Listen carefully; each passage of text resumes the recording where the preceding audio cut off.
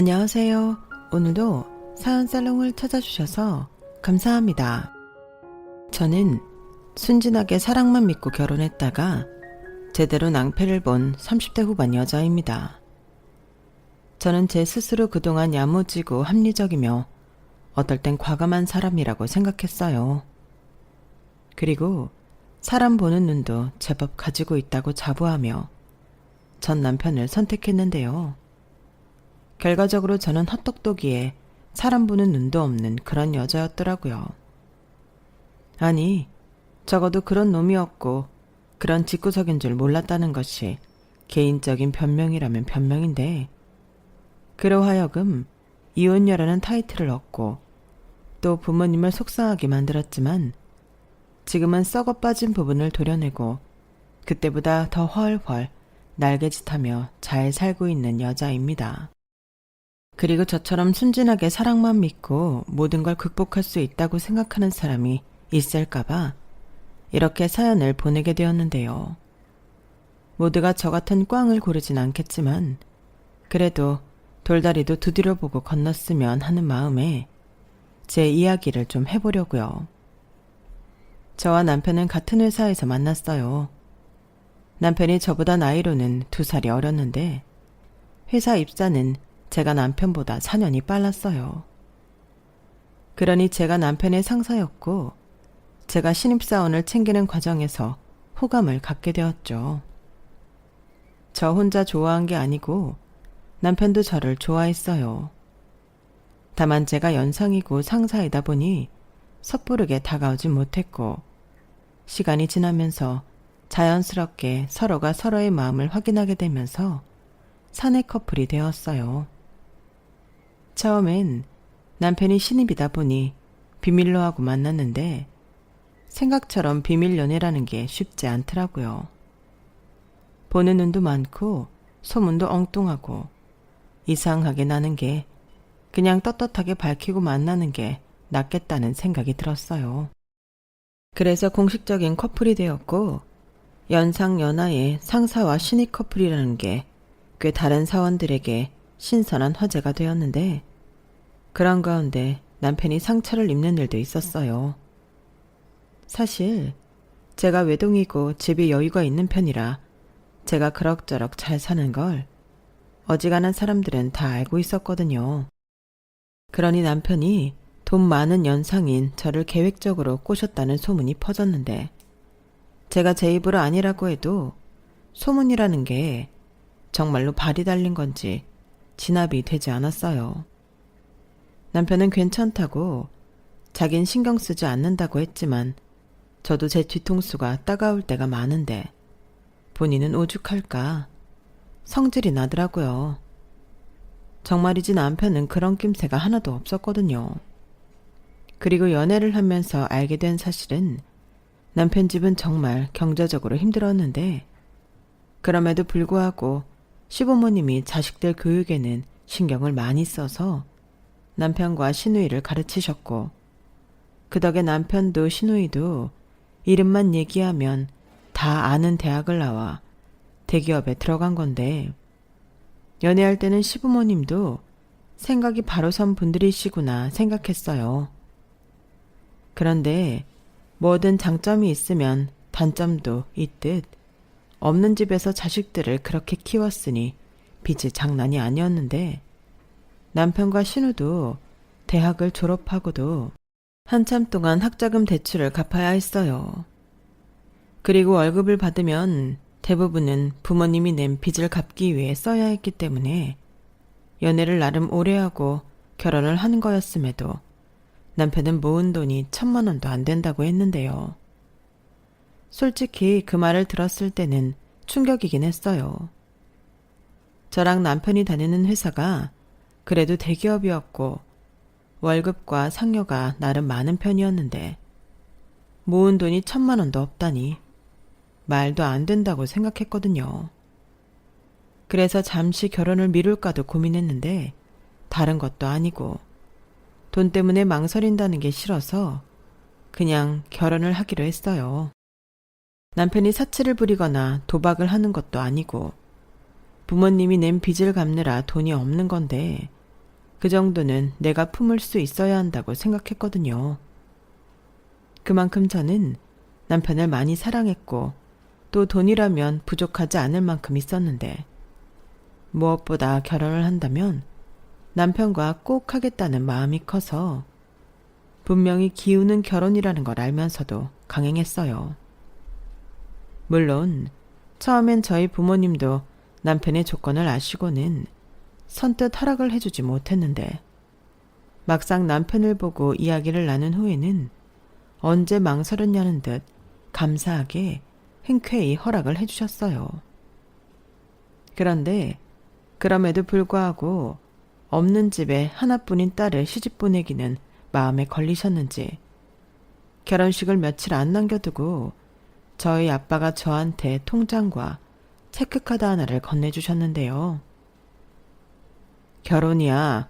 네가 선택했으니 너만 행복하면 엄마 아빠는 그만이고 단 박서방 집이 많이 어렵다고 하니 현실적으로 어려운 일이 많을 거야. 그러면 지금 같은 마음은 있고 서로 물고 뜯고 싸우기도 할 텐데 이 통장은 그럴 때마다 네가 박서방 몰래 써라. 아무리 나이가 어리고 직책이 너보다 낮아도 결혼한 이상 배우자고 가장이야. 괜히 돈 때문에 바가지 긁지 말고 현명하게 네가 대처해.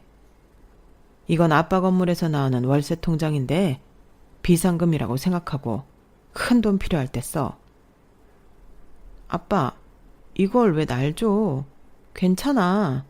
아빠 말대로 내 선택이고 내가 알아서 할 일이지. 그래. 하지만 결혼하면 네 마음처럼 되지 않을 때가 있다고. 네가 안 쓰고 싶으면 안 써도 돼. 그건 아빠가 완전 대환영이지. 그래도 혹시 모르니까 비상금으로 갖고 있으라고. 큰 건물 아니고 꼬마 건물이야. 너도 알지? 땡땡동의 3층 건물. 그래도 네가 정 그러면 네가 갖고만 있다가 10년 뒤에 다시 돌려줘. 아빠는 10년짜리 적금 붓는다고 생각할게.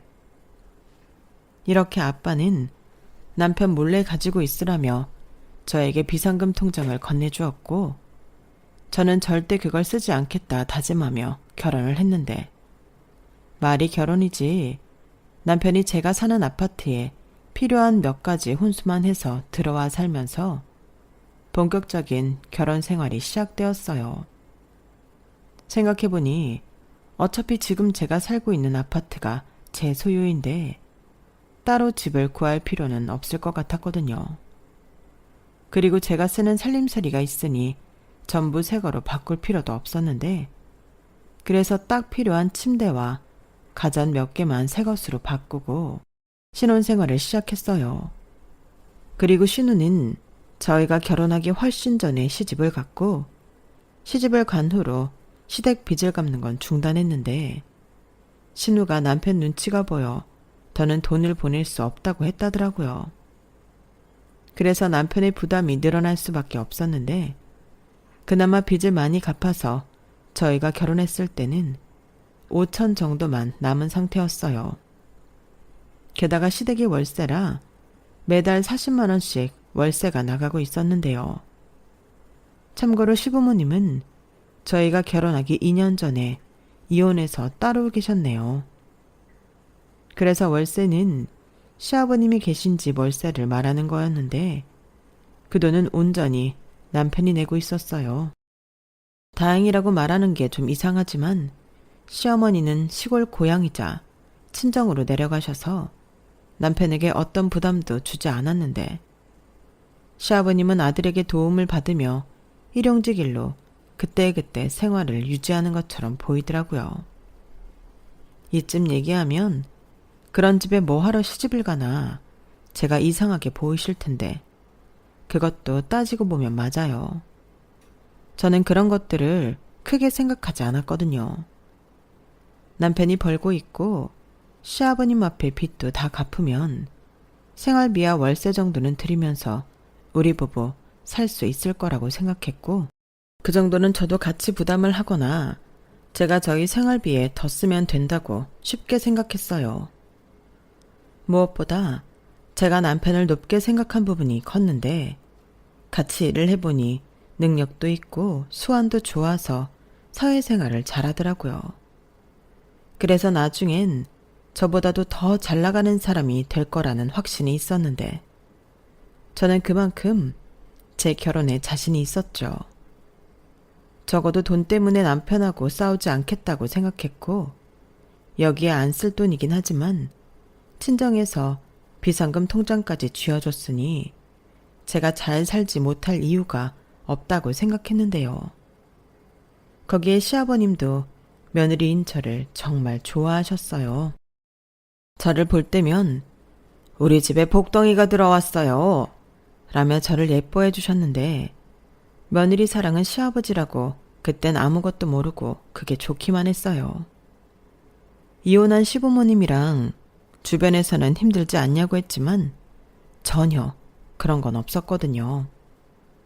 시아버님은 제가 시댁에 가면 직접 삼겹살도 사다 구워주셨는데 설거지도 시키지 않으시더라고요. 그런데 여자라고 저 말고는 없는 집에 저만 손 놓고 쉬고 있으니 그것도 좀 민망했는데요. 하지만 우리 며느님은 그냥 앉아만 있어. 여기에서는 이 시아버지가 다 해줄 테니. 라며 시아버님은 제 앞에 커피까지 타서 대접해줬는데 이렇게 팔자 좋은 며느리가 또 있을까? 그래서 그때까진 아무것도 모르고 저는 결혼을 잘했다고 생각했어요. 그러다 시아버님이 경미한 교통사고를 당하셨고 10일 정도 입원했었는데 다행히 신우가 시아버님 앞으로 들어놓은 보험이 있어서 저희가 따로 돈을 지불할 일이 없었어요. 그런데 문제는 시아버님이 사고 후유증이라며 일을 전혀 못하시겠다고 하신 후로 시작되었는데요. 어쩌겠냐. 내가 아파서 일을 못하는데 니들이 이번 달부터는 내 생활비도 조금 챙겨줘라. 내가 혼자 사는데 뭐 그렇게 많이 쓰는 것도 아니고 한 200 그 정도만 맞춰줘. 아빠, 생활비만 200이라는 거 아니지? 지금 빚 갚는 거랑 월세만 해도 150인데 여기에 200을 더하면 내 월급이랑 맞먹어. 아유, 내가 뭐 계속 달라 그러냐. 일 못하는 동안만 좀 그렇게 해달라고. 니들은 둘이 벌잖아. 막말로 너 아빠 아니었으면 그 좋은 회사 어떻게 들어갔냐.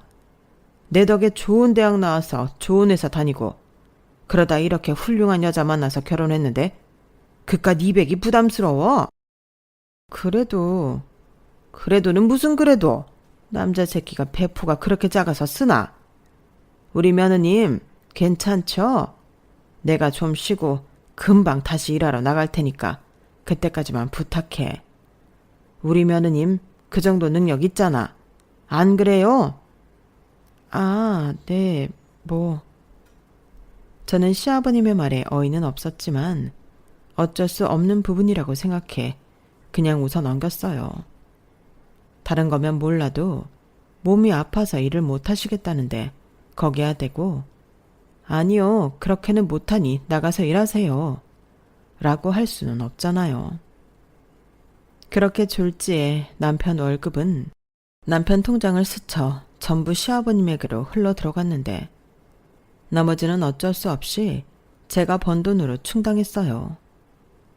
그런데 남편이 저한테 필요한 돈을 달라고 하기도 그렇고 어쩔 수 없이 카드를 쓰고 살았는데 그 카드 값을 메꿔야 하다 보니 그것도 제가 해결해야 하는 문제가 되었죠. 그렇게 한 달이 지나고 2달이 지났어요.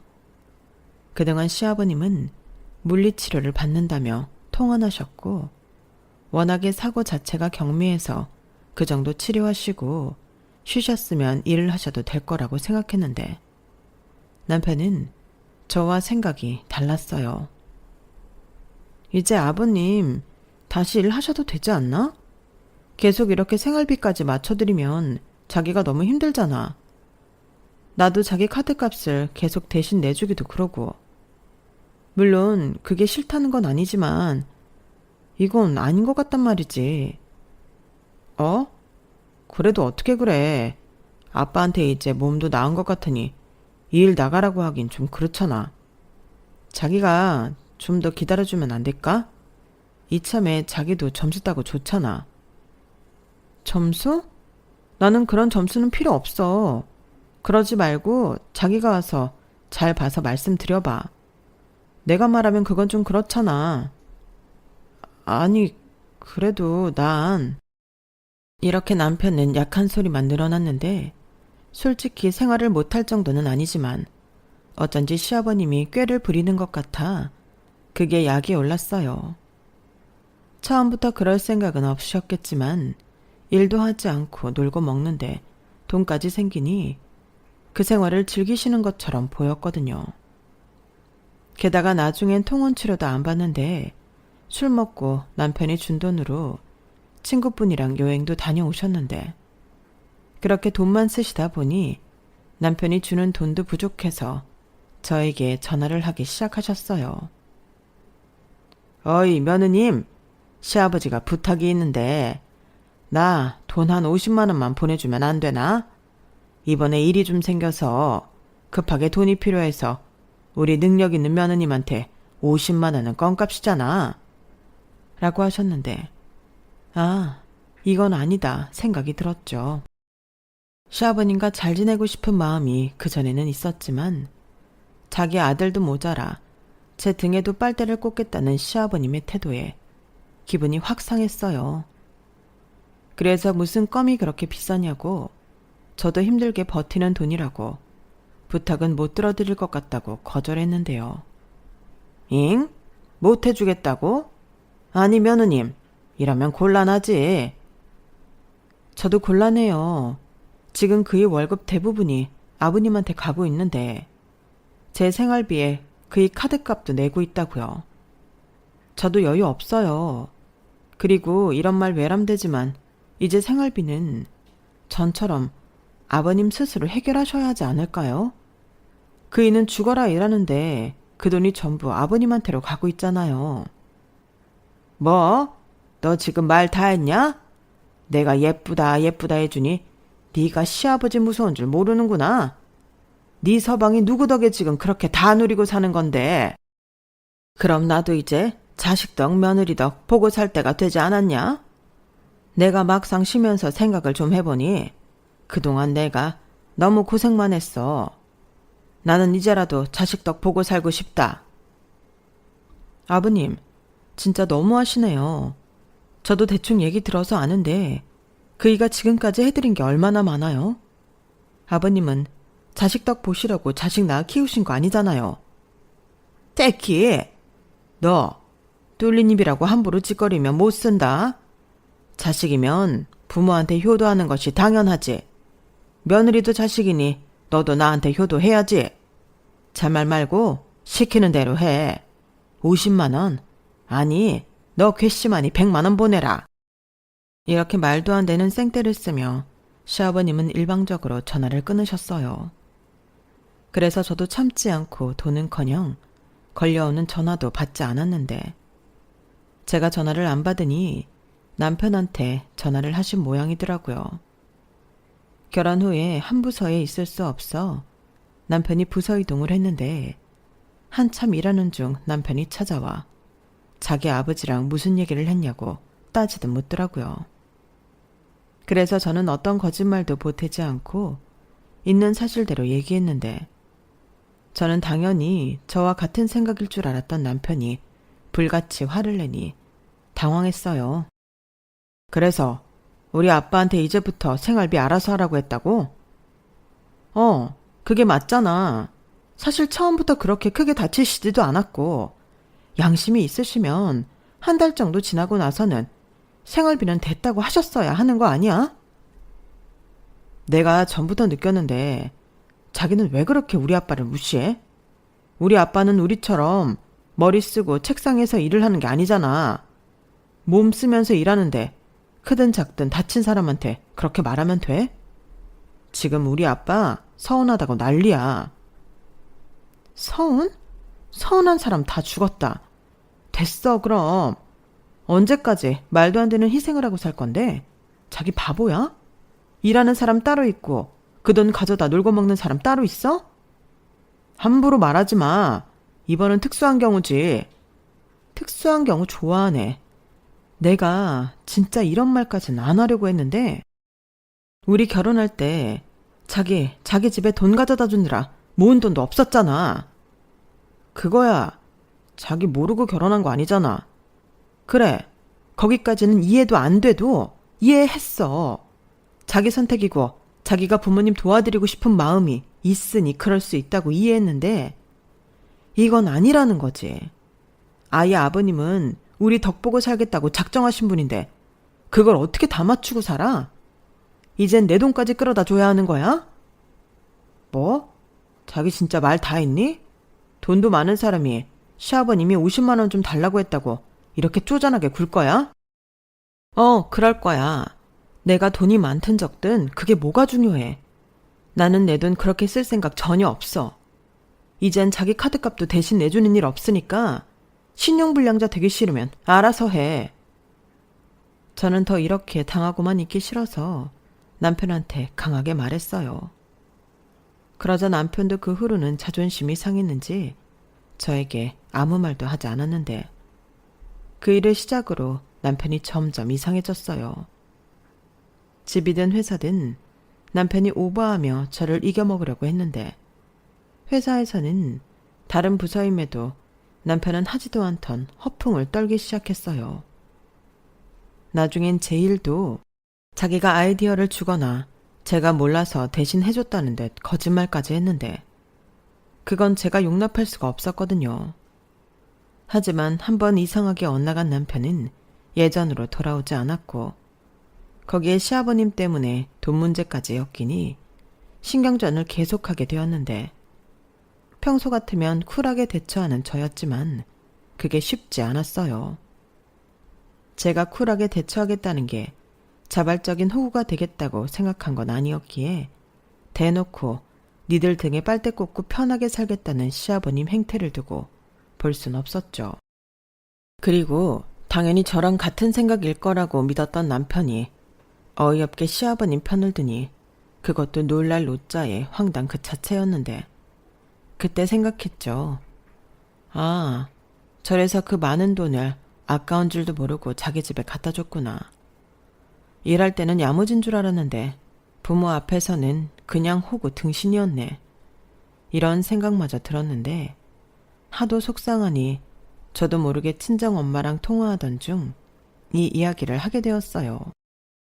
물론 제가 자신 있다고 선택한 사람이고 결혼이라 민망하긴 했는데 그래도 나중엔 속에서 골마 터지고 남한테 이야기하는 것보다는 친정엄마한테 하는 게 낫겠다고 생각했죠.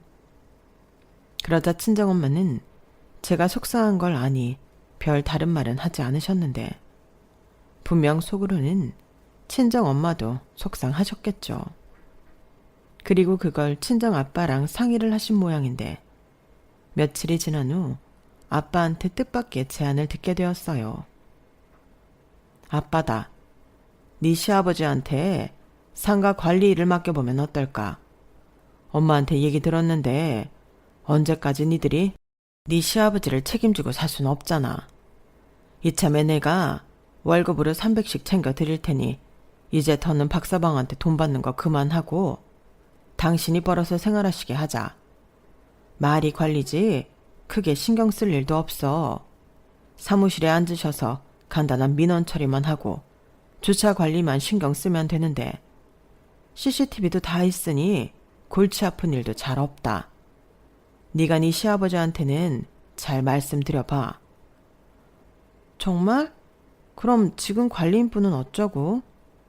그게 몸이 아프셔서 2달 전에 뭐 하시겠다고 말씀하셨거든. 근데 워낙 오래 일하셨고 아빠가 기다리겠다고 그냥 당분간은 사람 구해서 쓰고 있었는데 사돈이 오케이만 한다면 상황이 이러니 양해를 구하려고. 우선은 네 시아버지가 좋다고 하셔야 될 일이니 여쭤보고 알려줘라. 응, 아빠 고마워요. 그렇게만 되면 내가 이제 걱정이 없을 것 같아. 저는 친정아빠의 제안에 신이 났어요. 솔직히 시아버님 입장에서도 싫다고 할 이유가 없는 제안이라고 생각했고 그렇게만 된다면 더는 남편도 시아버님에게 돈을 드리지 않아도 되니 더할 나위 없이 좋을 거라고 생각했죠. 그래서 신나는 마음에 바로 시아버님에게 전화를 드렸고 시큰둥하게 전화를 받은 시아버님에게 저는 저희 아빠가 해주신 내용을 말씀드렸는데 시아버님은 진지한 목소리로 생각을 좀 해봐야겠다고 하셨어요. 그 목소리가 흡사 딱딱하게 굳은 듯 들렸는데 그땐 기분 탓이라고 생각했어요. 사실 시아버지 입장에서도 거부할 이유가 전혀 없는 제안이었기 때문에 저는 무조건 오케이 하실 거라고 생각했는데 그날 저녁 저는 날벼락 같은 소리를 듣게 되었어요. 자기야, 자기가 아까 우리 아빠한테 전화해서 경비 일하라고 했어? 아빠 상가 건물 있잖아. 거기서 관리 일하는 거 아빠가 제안하셨거든. 월급도 300 정도는 챙겨주실 수 있다고 하셔서 아버님한테 말씀드렸어.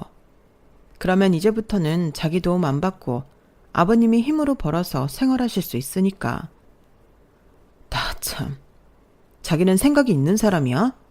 그리고 장인어른은 우리 아빠를 얼마나 우습고 하찮게 생각하셨으면 그런 말도 안 되는 소리를 하셔? 사돈한테 경비 일을 하라고? 그것도 남의 건물도 아니고 사돈 상가 건물을? 그게 무슨 상관이야. 오히려 사돈이니까 그만큼 챙겨주는 거지.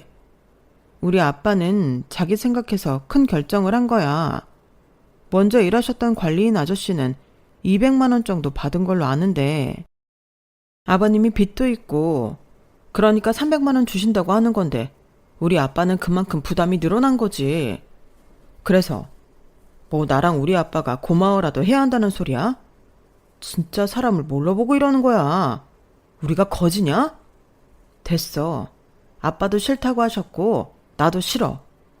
자기가 장인어른한테 우리는 필요 없다고 말씀드리고 다시는 우리 아빠 불쌍하게 동정하지 마시라고 해. 그리고 사과도 정중하게 하시고. 뭐? 우리 아빠가 왜? 저는 남편의 말에 어이가 없어 남편처럼 불같이 화를 냈어요. 누가 동정을 했다고 저런 말을 하는 건지 황당하면서도 참을 수 없을 만큼 화가 나더라고요. 어찌 보면 사위 생각해서 장인이 큰 호의를 베푸는 건데 저딴 식으로 받아들이다니 시간이 지날수록 더 불쾌했어요. 그래서 알겠다고 대신 나한테 또 집에 피해가지 않게 알아서 하라고 남편한테 못을 박았는데 이미 빈정이 상했기에 제 마음도 예전 같지 않았어요. 그게 결혼하고 2년도 되지 않아서 일어난 일이니 어찌 보면 신혼이었는데 그래서 서운한 마음이 더 컸었죠.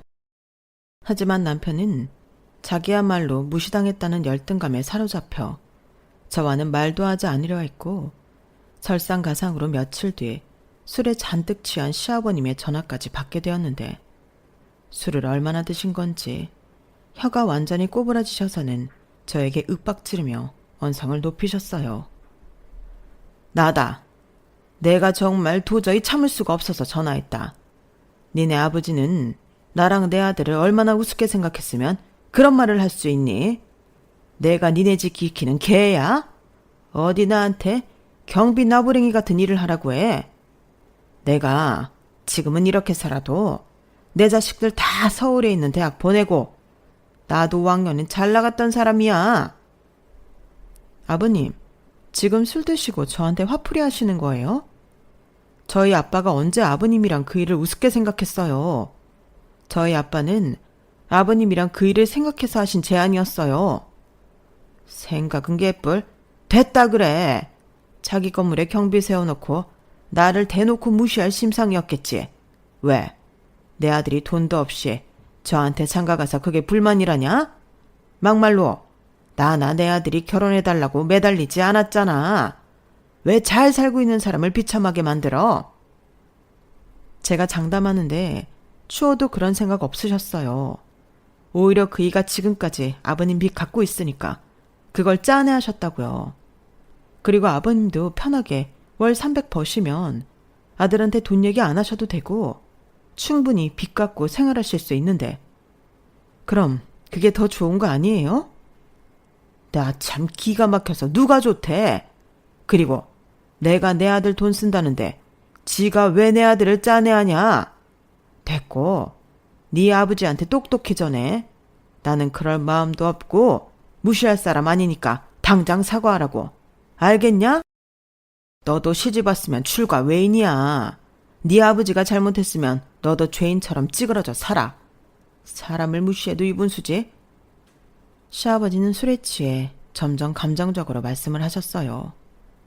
그리고 저는 저 말들이 전부 말도 안 되는 억지에 속이 뒤집어졌지만 술 취한 사람과 싸워봤자 다음날 기억도 못한다고 배째면 그만 같아서 더 이상 감정노동은 하지 않고 전화를 끊어버렸는데요. 그날 이후 남편과는 남보다 못한 사이로 불편한 동거를 하게 되었어요. 몰랐는데 남편 역시 그동안 저랑 살면서 열등감이 심했더라고요.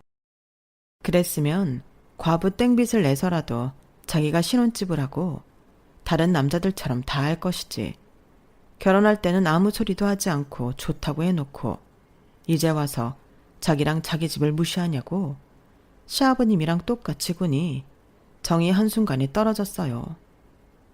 무엇보다 똑똑한 사람이라고 생각했는데 뭐가 더 좋은 건지도 구별 못하는 남편을 보고 제가 남편을 과대평가했음을 깨달았는데 딱 봐도 시아버님은 아무리 쉬운 일이어도 일하지 않고 자기 아들 돈을 받아 편하게 살고 싶은 양심도 없는 사람이었어요. 보통이라면 자식한테 돈 받는 게 미안해 저희 아빠의 제안을 덥석 받을 만도 한데 자기가 자기 아들 돈 쓰는데 무슨 상관이냐고 말하는 시아버님을 보면 진짜 어이가 없었거든요.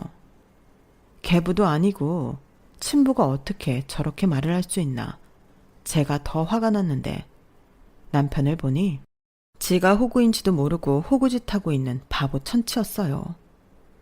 그런데 문제는 저는 그런 사람이 아닌데 저까지 자기처럼 굴라고 하는 것이 화가 났는데 시아버님도 그렇고 남편놈도 그렇고 저랑 저희 친정에 돈이 있으니 그 정도는 해도 괜찮다고 생각했나 봅니다. 하지만 그게 그러면 안 되는 거잖아요. 저는 제 부모님이 돈도 정말 쓰고 싶지 않은 사람인데 하물며 사위와 사돈이 저렇게 생각하고 있다니 소름이 끼쳤어요. 그리고 제가 앞서 언급했듯 저는 돈에 상관없이 사람을 믿고 결혼을 했다 했는데 남편이 저런 사람이었고 제 마음도 이렇게 쉽게 변하니 눈앞이 캄캄해지더군요. 그냥 그 순간에는 이혼보다도 내 인생이 망했다는 생각밖에는 들지 않았어요.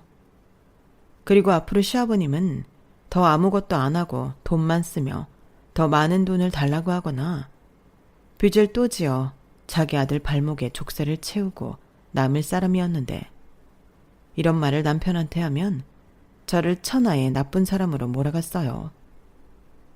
난 자기가 이런 사람인 줄은 진짜 몰랐어. 돈도 많은 사람이 왜 이렇게 쪼잔해? 뭐? 이게 쪼잔한 거랑 무슨 상관이야? 그럼 자기는 아들이니까 부모가 작정하고 등에 빨대 꽂아도 그걸 다 주겠다고? 앞으로 최소 30년은 더하면 더했지 덜하지 않을 텐데 자기야말로 생각이란 게 있어? 대책도 없으면서 왜 나만 나쁜 사람으로 만드는 건데? 됐다.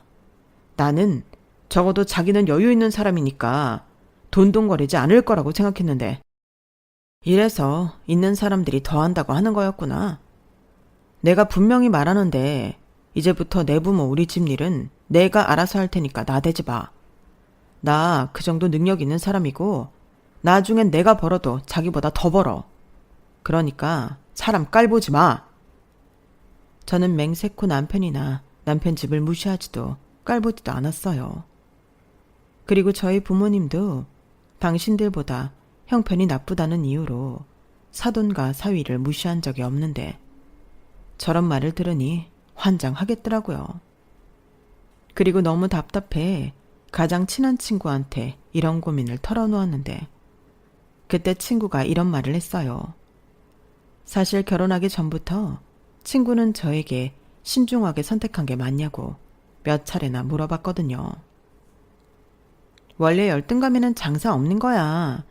내가 그래서 너한테 충분히 생각하고 결혼 결정한 거냐고 계속 물었었잖아. 이건 사랑하는 감정이랑은 전혀 다른 거야. 사랑해도 열등감은 열등감인 거지. 지금 보니까 이건 약도 없어.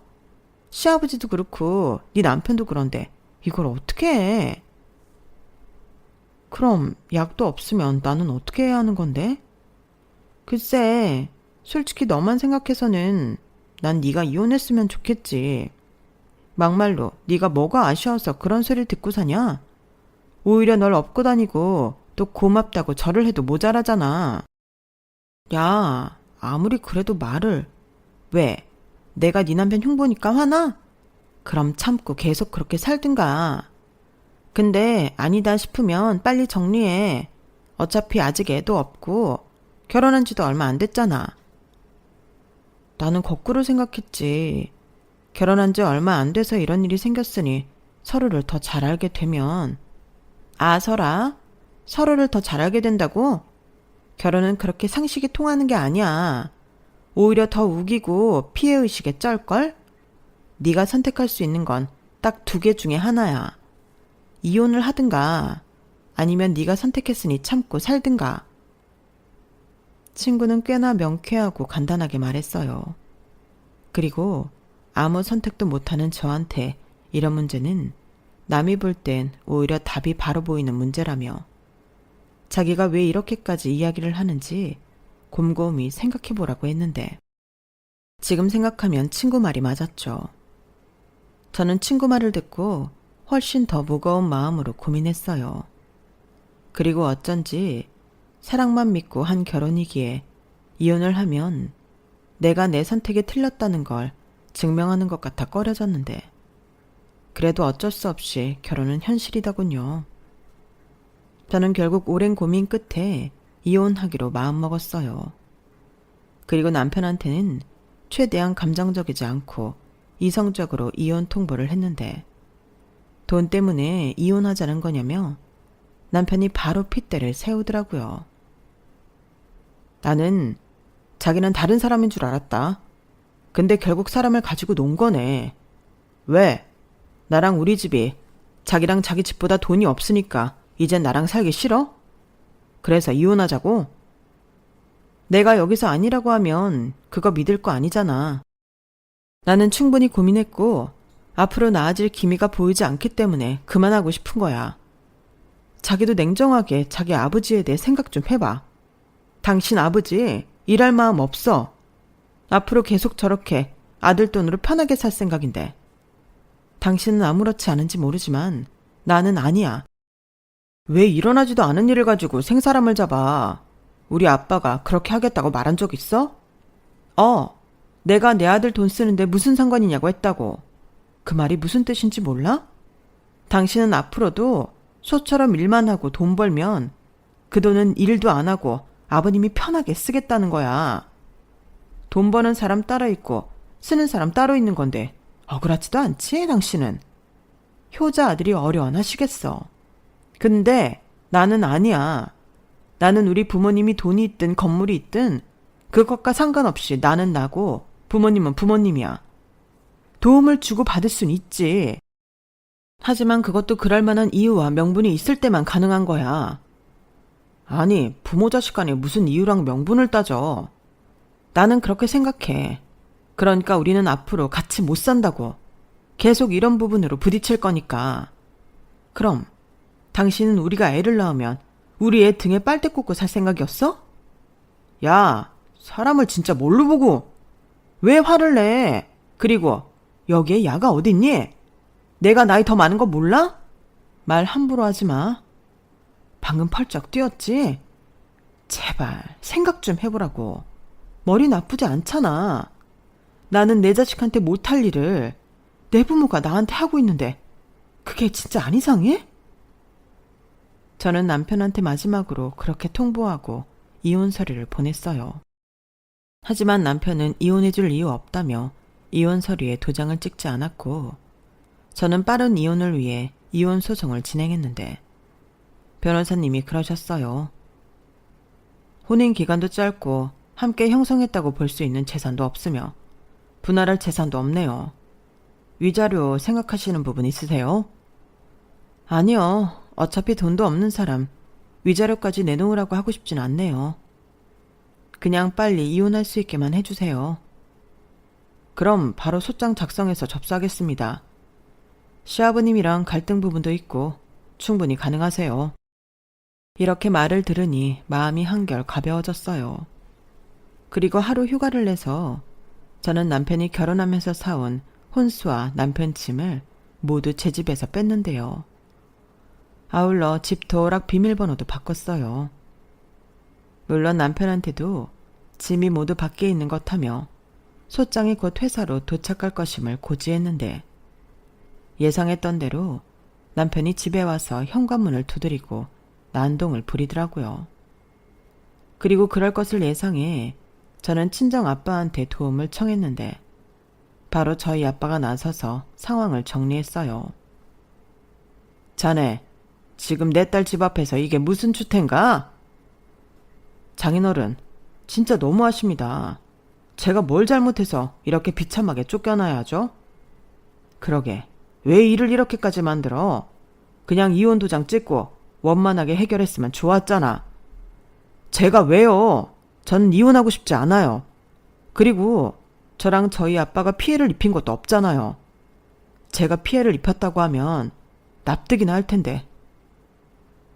꼭 피해라는 게 무언가 손해를 봐야 하는 건가?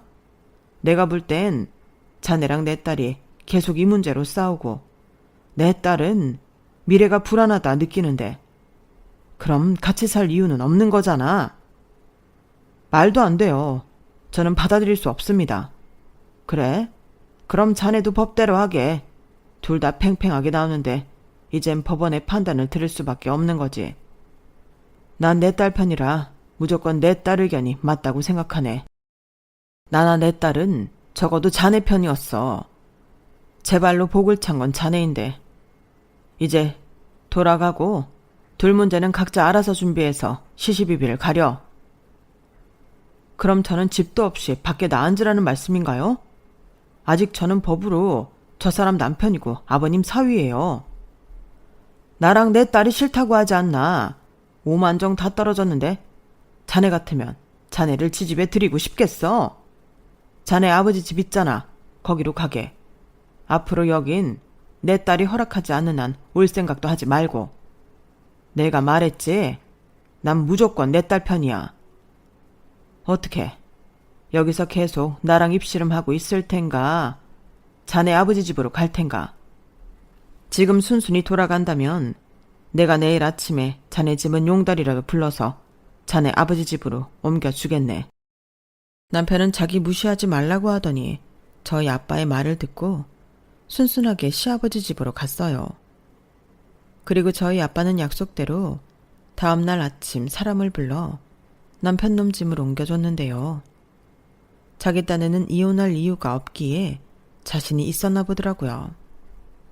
하지만 허무할 정도로 이혼은 저희 쪽 변호사가 유려하게 끌고 갔고 남편은 가볍게 장가를 왔듯 가볍게 이혼당하고 쫓겨났는데 억울하다며 항소하겠다고 하더니 항소는 진행하지 않았어요.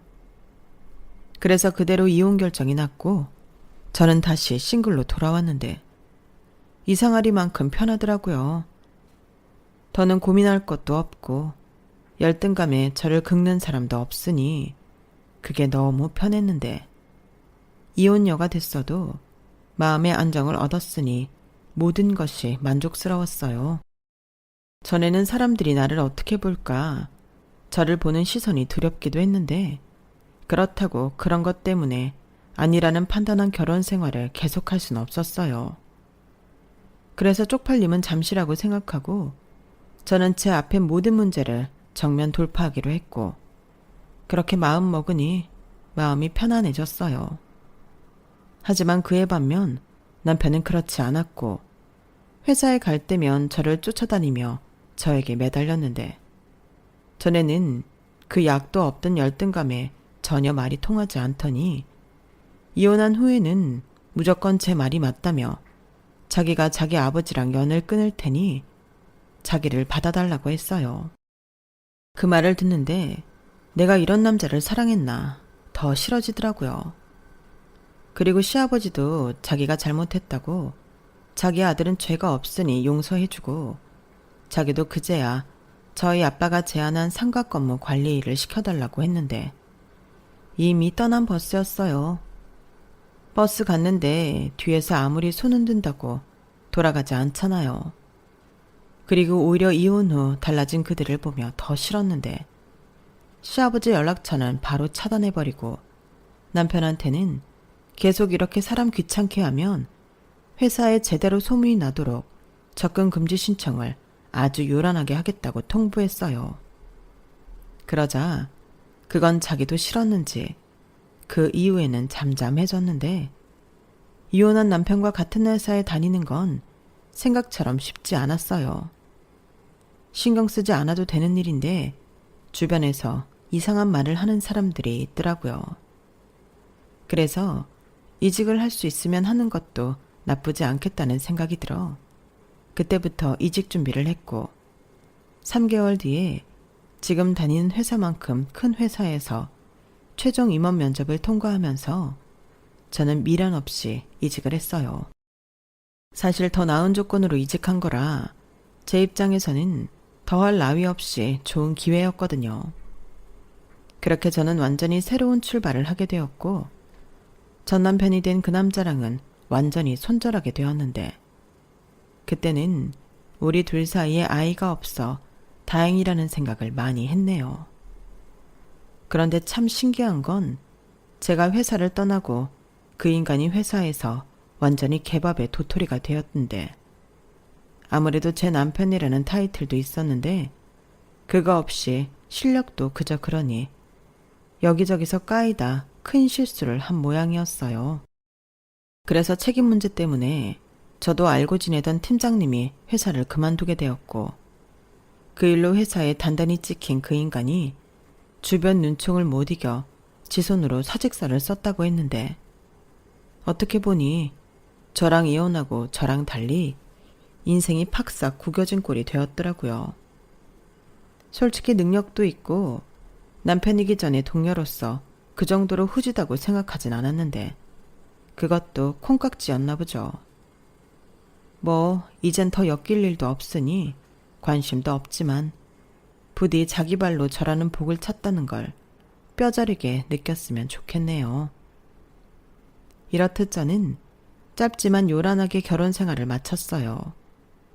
그리고 지금은 빠르게 제 일상을 회복해 예전보다 더 열심히 또 멋있게 여러 취미에 도전하며 지내고 있는데 사실 제가 남편을 만나기 전에는 연애보다는 취미생활과 제 혼자만의 시간에 집중하며 자기애가 충만하게 살던 사람이었거든요. 그래서 마음 한켠에는 제가 결정한 일엔 맹목적인 믿음이 있었는지도 모르겠는데 이번 일로 저도 느낀 바가 많아요. 적어도 사람에 대한 평가는 섣불리 하면 안 되는 거였는데 앞으로는 누굴 만나든 신중하고 겸손하게 판단할 생각입니다. 이번 일을 당했다고 앞으로 어느 누구도 안 만날 생각은 없거든요. 그저 제가 자기 짝을 못 만났다 생각하고 다음에는 사랑뿐만이 아니라 함께 인생을 살아감에 있어 가치관도 비슷한 진짜 제 짝을 만날 수 있길 바라고 있어요. 그리고 보란 듯이 제가 꿈꾸는 대로 행복한 일상을 살고 싶은 마음인데요. 부디 제가 바라는 인생을 살 수 있길 여러분들도 응원해 주셨으면 좋겠습니다. 그리고 저처럼 다른 건 하나도 필요 없고 사랑만 보고 인생을 거는 일은 정말 비추해요. 충분히 시간을 갖고 신중히 선택하시라는 말을 꼭 전하고 싶습니다. 한 남자를 믿고 인생을 함께 한다는 건 어찌 보면 나의 인생을 거는 것과 같은 거니까요. 소중한 인생, 여러분들도 멋지게 원하는 인생을 사셨으면 좋겠습니다. 제가 소개하고 싶었던 제 이혼 사연은 여기까지예요. 이혼이 자랑은 아니지만 이혼 잘했다. 더 질질 끌지 않고 판단 잘했다. 이왕이면 칭찬 많이 해주시고요. 앞으로 씩씩하게 잘 살겠습니다. 그럼 지금까지 제 사연 들어주셔서 감사드리고요. 늘 건강하시고 좋은 일만 가득하길 바랄게요. 안녕히 계세요. 여러분, 사연 댓글에 응원과 현명한 조언 부탁드려요. 좋아요와 구독은 저에게 큰 힘이 됩니다. 오늘도 좋은 일 가득하세요.